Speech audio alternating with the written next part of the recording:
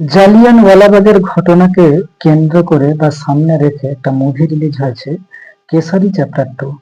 সেই মুভিতে বেশ কয়েক জায়গায় অক্ষয় কুমারের মুখ থেকে একটা সংলাপ বলানো হয়েছে, যে সংলাপটা কিন্তু আমার খুবই বাস্তবসম্মত এবং আজকের ডেটে খুবই রিলেটেবল বলে মনে হয়েছে।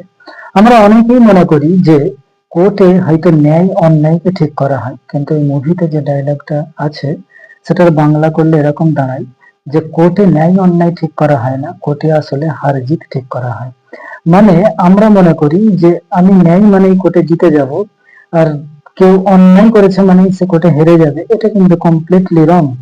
অ্যাকচুয়ালি কোর্টে একটা তর্ক বিতর্ক কথার খেলা একটা ব্যাপার থাকে।